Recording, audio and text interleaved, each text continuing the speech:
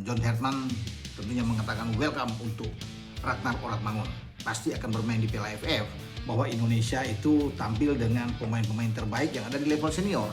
50 list yang keluar, yang nantinya akan diseleksi. Mitchell Baker yang segera nantinya dinaturalisasi, diambil sumpah pada tanggal 13. Indonesia ketambahan pemain lagi.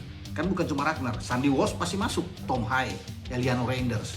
Kan ada nama-nama lain juga, Justin Hubner juga dipanggil, dari Skirido, ini kan Jordi Amat, ini kan tim-tim yang kuat.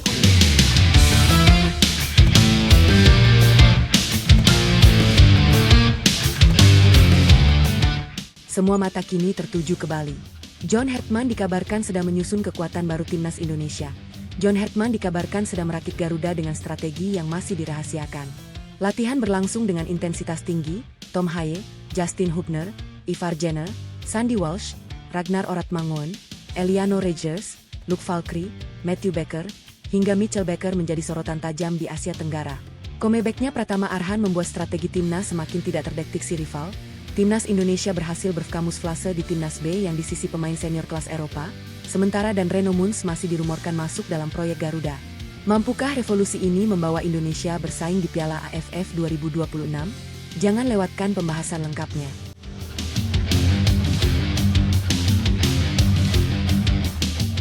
Heboh. Strategi rahasia Hertman bikin Garuda makin menakutkan, diaspora jadi sorotan. Revolusi Garuda yang tengah dibangun di balik ini memasuki babak yang semakin menarik untuk diikuti. Di balik tertutupnya akses publik terhadap sebagian besar sesi latihan, John Hertman dikabarkan terus mematangkan berbagai skenario yang diproyeksikan menjadi senjata utama timnas Indonesia di Piala AFF 2026. Bukan hanya soal siapa yang akan masuk ke dalam starting line-up, tetapi juga bagaimana setiap pemain mampu menjalankan filosofi permainan yang sama selama 90 menit. Inilah yang membuat banyak pengamat mulai menilai bahwa Hertman sedang membangun timnas Indonesia dengan pendekatan yang lebih modern dibandingkan beberapa tahun sebelumnya. Perhatian publik pun semakin tertuju pada kemungkinan hadirnya starting line-up yang didominasi pemain diaspora dengan pengalaman di kompetisi Eropa.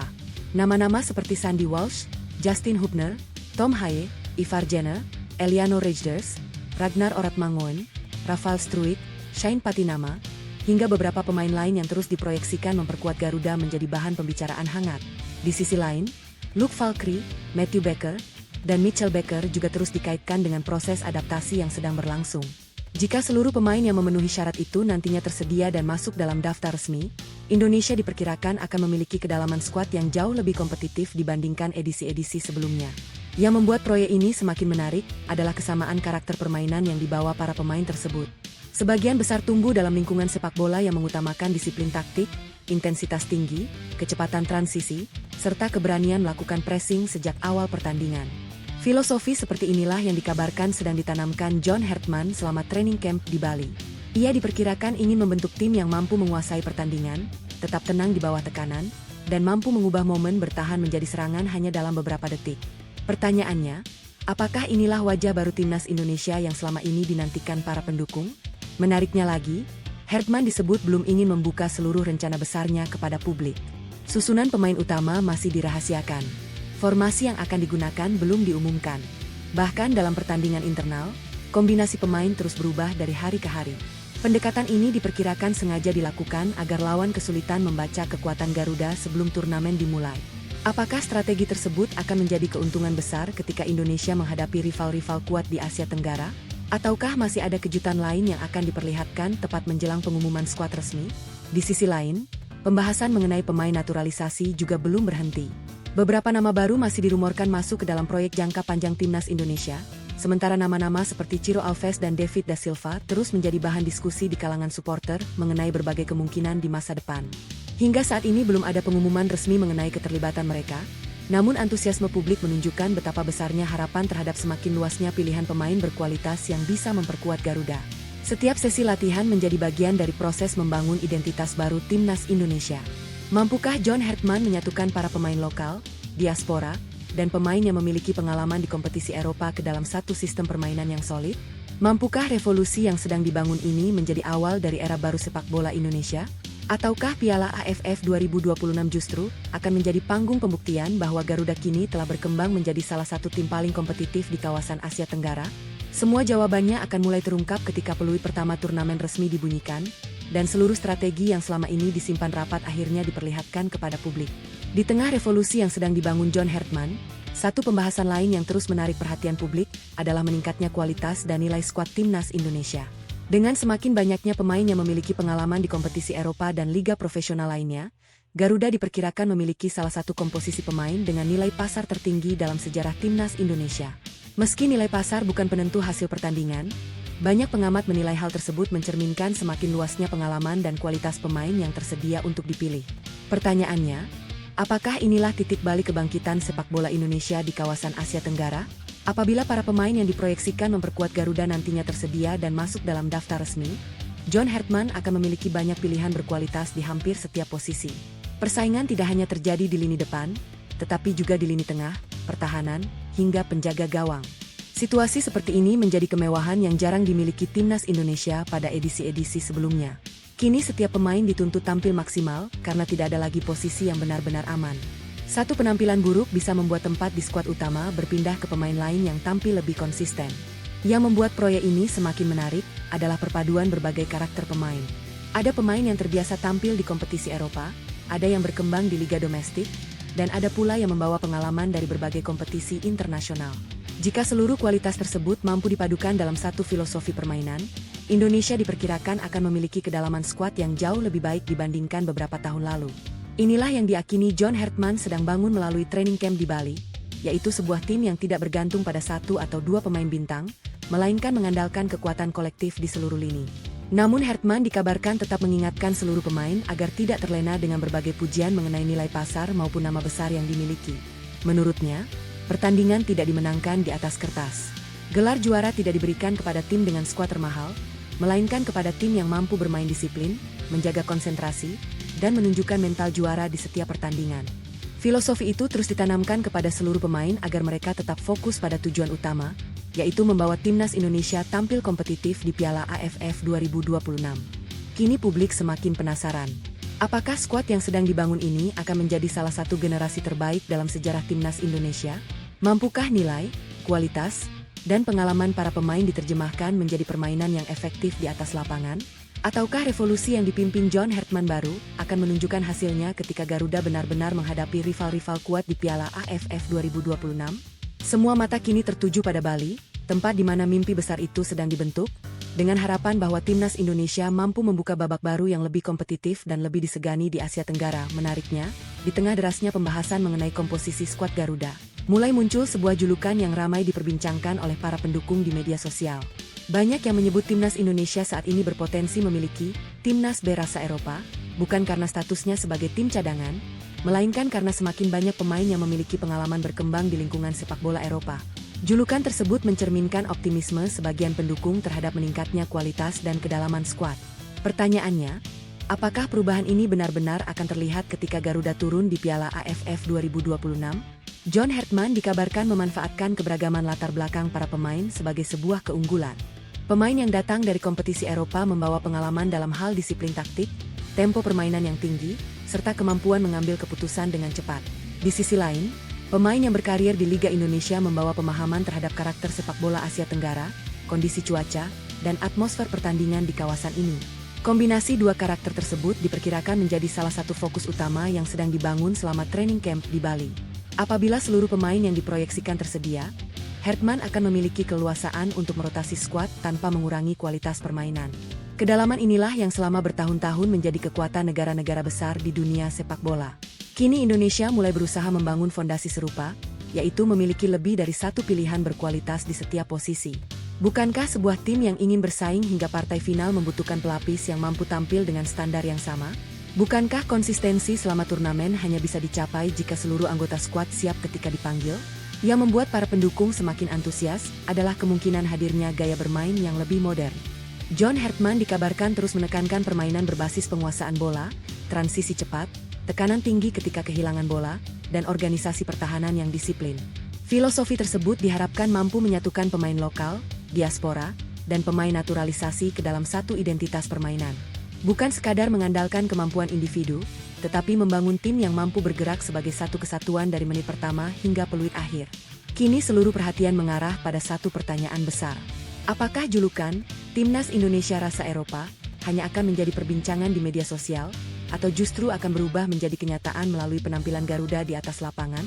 Mampukah revolusi yang sedang dibangun John Hertman membawa Indonesia tampil lebih disiplin, lebih percaya diri, dan lebih kompetitif menghadapi rival-rival Asia Tenggara?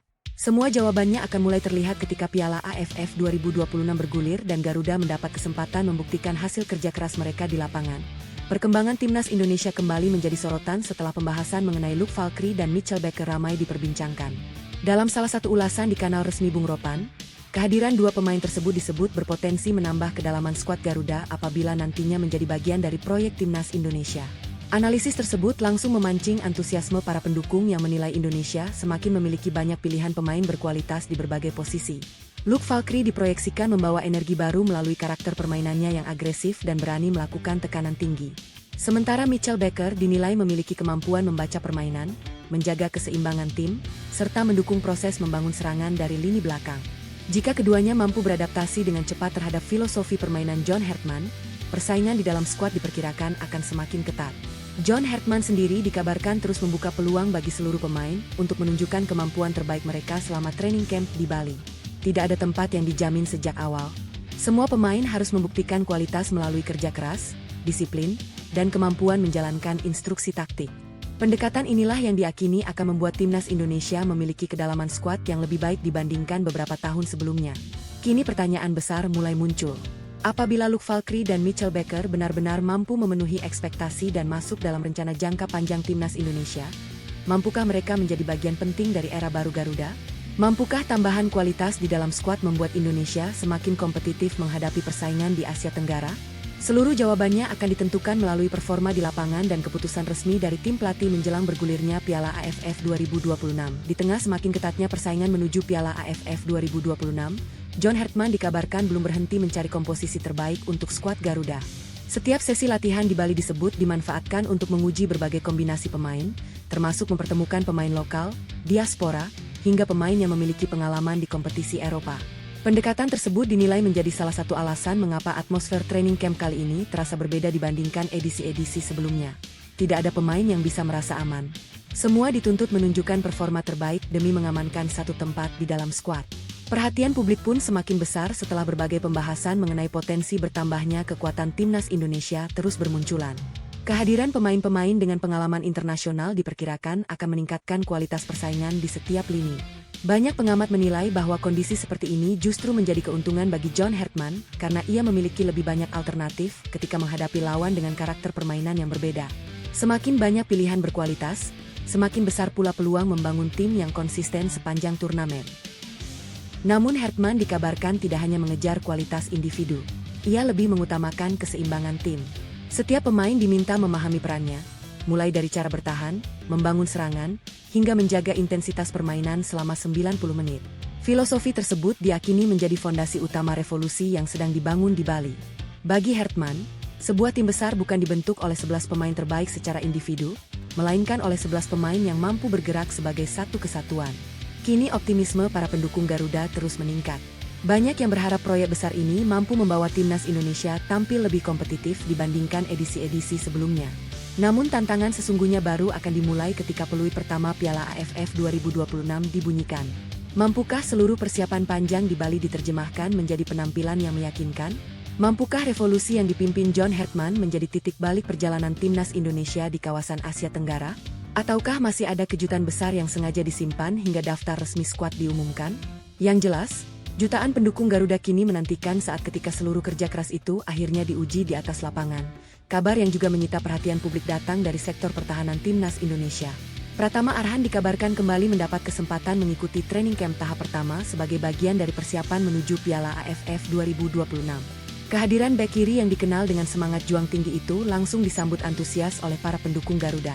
Banyak yang menilai pengalaman Arhan di level internasional masih menjadi aset penting bagi skuad asuhan John Hertman.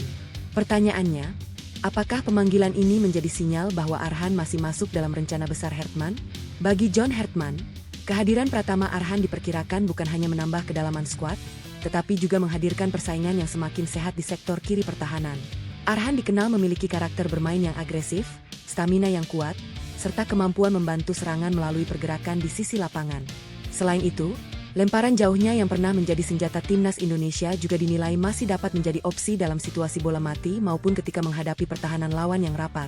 Namun, Hertman dikabarkan tetap menerapkan prinsip yang sama kepada seluruh pemain. Tidak ada satupun nama yang langsung dijamin menjadi starter. Semua pemain, termasuk Pratama Arhan, harus membuktikan kualitasnya selama training camp berlangsung.